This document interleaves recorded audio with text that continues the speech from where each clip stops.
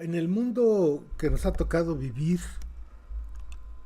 existen 6 civilizaciones ancestrales con origen autónomo. Se supone que de estas 6 civilizaciones se va a desprender todo el conocimiento y se van a crear otras culturas, hasta otras civilizaciones, a partir de los conocimientos que se esparcieron por todo el territorio del continente euroasiático africano. Y creemos que es muy válido pensar que la civilización del Anáhuac, en lo que corresponde de América Central a Canadá y las islas del Caribe, o más bien dicho, al Sem Anáhuac, que es el concepto de continente cultural, un continente humano, con sabiduría humana. Entonces, este continente cultural va de Alaska a la Tierra del Fuego. Y los conceptos de América Latina, por ejemplo, nos golpean ideológicamente. ¿Por qué? Porque mansamente uno acepta que a partir del río Bravo para abajo existen los pueblos indígenas, como los llaman ellos, y que del río Bravo a Canadá ya no existen, ya no hay, se acabaron. Pues no es cierto. Resulta ahora que los pueblos ancestrales del Anáhuac del norte, maravillosas lenguas, siguen vivos hasta la actualidad, y que hay más pueblos y lenguas ancestrales del Anáhuac del río Bravo a Canadá que del río Bravo a la Patagonia. Entonces podemos entender esta sabiduría ancestral milenaria que nos ha formado como seres humanos. La formación del ser humano es una de las actividades más importantes de un pueblo, porque literalmente en la educación está la vida misma, la supervivencia, el bienestar, la autodeterminación de las personas, de las familias y de los pueblos. Y hay que reconocer entonces que la sabiduría que nosotros desarrollamos en estos 9500 años, es decir, desde la invención del maíz hasta nuestros días, son 10,000 años de historia. Y que los últimos 500 años hemos sido invadidos, ocupados, colonizados, explotados y depredados. Sin embargo, nos mantenemos. El problema más fuerte, desde mi humilde punto de vista, es que la estrategia del colonizador, del explotador, que va a cobrar mucha fuerza, porque si bien al inicio de este país llamado México Imaginario, la presencia de Estados Unidos era absoluta y total. Hay un señor Poinsett que va a ser pues el representante primero de los intereses de Estados Unidos y ya después será embajador, pero podemos entender la presión cuando en 1824 el Congreso nombra a este país de criollos y para criollos únicamente Estados Unidos mexicanos. Cualquier parecido con Estados Unidos de América es pura casualidad, no sean mal pensados. Entonces, este país de 200 años, el siglo XIX se la pasaron peleando unos contra otros, entre conservadores y liberales, centralistas, federalistas, proeuropeos, pro Estados Unidos, y realmente es hasta que un indígena oaxaqueño, zapoteco, Benito Juárez García, pues logra organizar al grupo de lo que llamaron los hombres de la Reforma y crean la Constitución de 1857. Es hasta ese momento en que se estructura un Estado-nación realmente, ¿no? Y más adelante otro oaxaqueño mestizo, Porfirio Díaz Mori, pues va a crear este país imaginario al lema de mátenlos en caliente. Porque si bien les abrió las puertas a los capitales ingleses, alemanes, franceses, españoles, dejó que este país se afrancesara. Y como Estados Unidos con la doctrina Monroe, América para los americanos, como no era tan fuerte en ese momento, logró que en un pleito de los mal llamados mexicanos se creara la que llamarán pomposamente Revolución Mexicana, cosa que nada tiene que ver, igual que la famosa Guerra de Independencia y la Revolución Mexicana, tienen muchas cosas, tienen muchas mentiras, tienen muchos asegúnes. Un país tan grande y tan variado, pues hablando de la revolución, hubo muchas revoluciones. México desde 1821 era y sigue siendo un campo minado, un campo en el que en cualquier momento estalla la violencia. ¿Por qué? Pues porque son siglos y siglos de injusticia. Y los pueblos están verdaderamente hartos de esta simulación de democracia en el que el Estado mexicano, todo él, está para servir a los capitales extranjeros, ¿no? Y a los bancos, y no a responder las demandas del pueblo. Cabe señalar que esto no es únicamente de México, esto es a nivel mundial. El sistema democrático pone a la cabeza a lo que se conoce como caquistocracia, el gobierno de los peores, y esta democracia representativa está estructurada a través de la corrupción.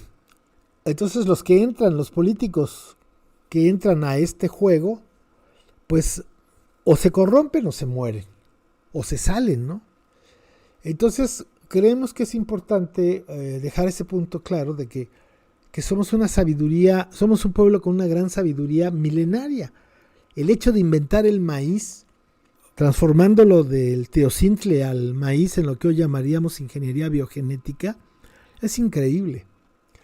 O pensar, por ejemplo, en la creación de la primera calculadora del mundo, el Nepomuceno. O, por ejemplo, tener la capacidad de conocer la mecánica celeste casi a la perfección. El calendario más exacto de la humanidad es el de la náhuatl. Y cuando se habla del calendario, no es que sea el calendario de los mayas o el calendario de los mexicas o el calendario de los zapotecos, no, es uno solo. Son 5 engranes, 5 calendarios que funcionan como si fueran engranes de un reloj. Bien, toda esta sabiduría humana que está más en la labor de formar rostros propios y corazones verdaderos, va a dejar un testimonio existencial muy fuerte, valores y principios en las personas, en las familias, en las comunidades, que hasta la fecha no han podido ser totalmente erradicados. Y como en el terremoto del 85 en la Ciudad de México, brota la esencia de lo que realmente somos.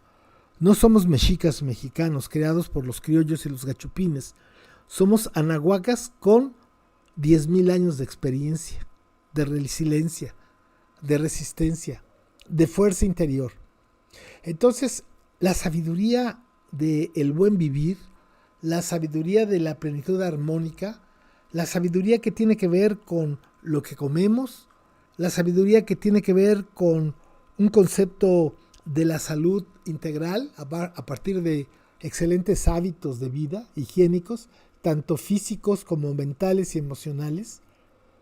La experiencia que surge de un sistema de educación obligatorio, público y gratuito por cientos de años, que nuestros antepasados eran personas que venían desde atrás habiendo pasado por la escuela. Ningún otro pueblo ha tenido esa experiencia. Y es ahí donde se entiende la riqueza cultural de conocimiento, de sabiduría de la náhuatl.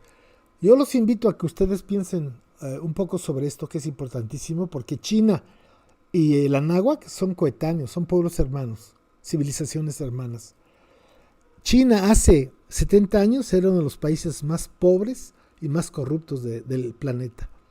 70 años después es la punta de lanza en muchos campos, no solamente la cuestión de la tecnología.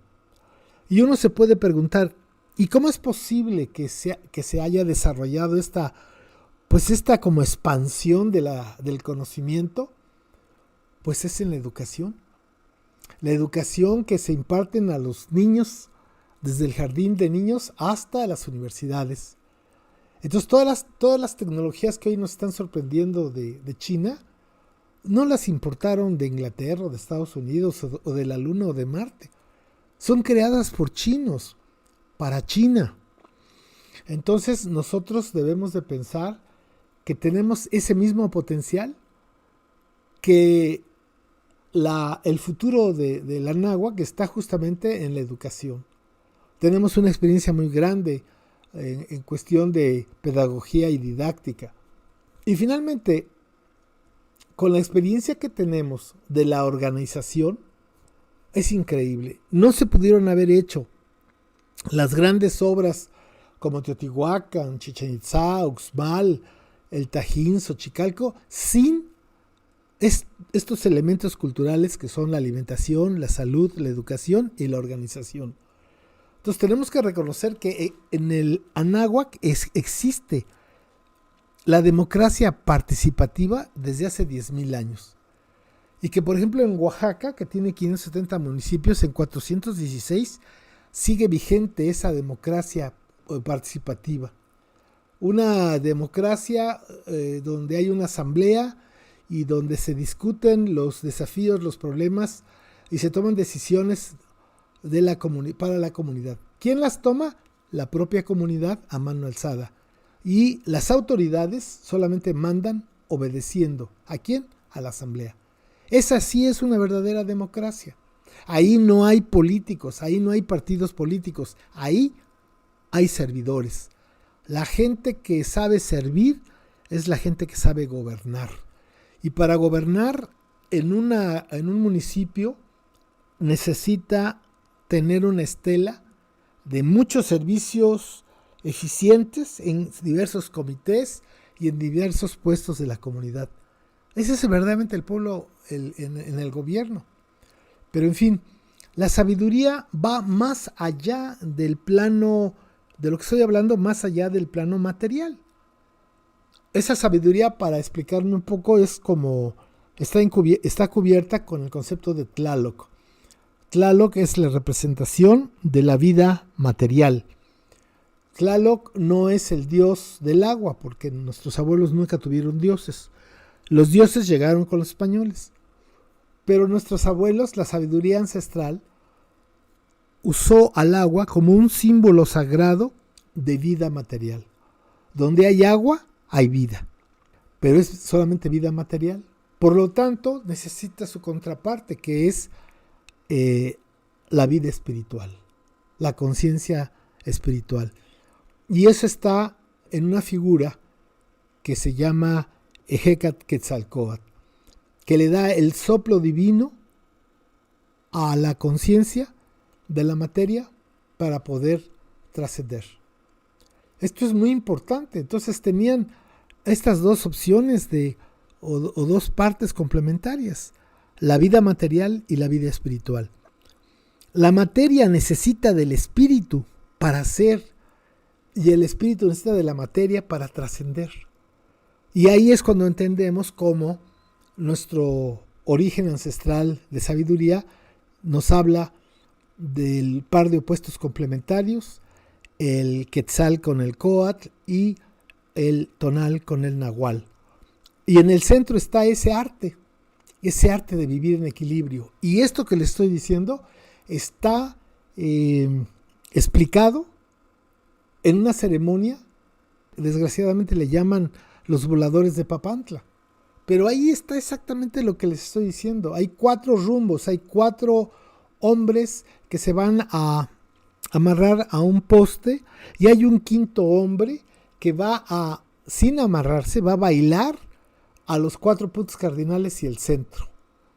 Esa es la sabiduría tolteca de una manera muy obvia, y que nuestra ignorancia de nosotros mismos, gracias al Estado neocolonial criollo, racista y clasista, nos los presenta como una actividad turística folclórica.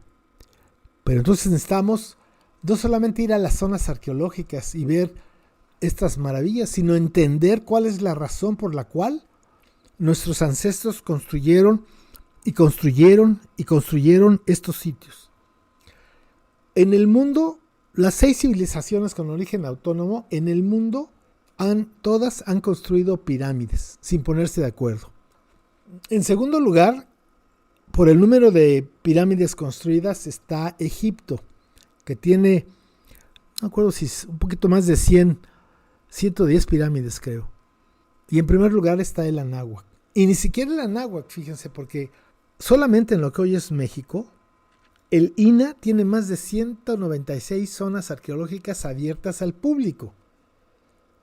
Entonces tenemos que saber para qué nuestros abuelos crearon estas magníficas construcciones que no son fortalezas, que no son palacios, que no son templos, sino realmente, desde nuestro humilde punto de vista, son centros de conocimiento, de sabiduría, donde se analiza a profundidad las capacidades humanas en el campo de la energía y el conocimiento de la mecánica celeste.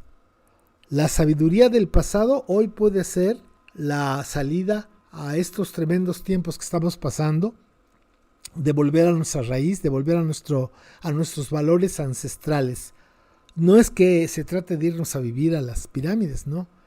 Pero hay que utilizar los valores y los principios de vida de nuestros ancestros para enfrentar primero la colonización y luego encontrar un camino que nos permita el equilibrio perfecto, la armonía, para poder llegar con fuerza a lograr ser un pueblo como lo fuimos durante muchos siglos, un pueblo, una serie de pueblos unidos con una matriz filosófica cultural y una fronda totalmente diversa que nos permitió hacer lo que parece un sueño, la unidad en la diversidad. Eso es lo que tenemos como legado de sabiduría y lo tenemos que replantear, repensar para sacar nuestra riqueza ancestral. Gracias. Educayotl AC. Educar para el futuro con la sabiduría del pasado.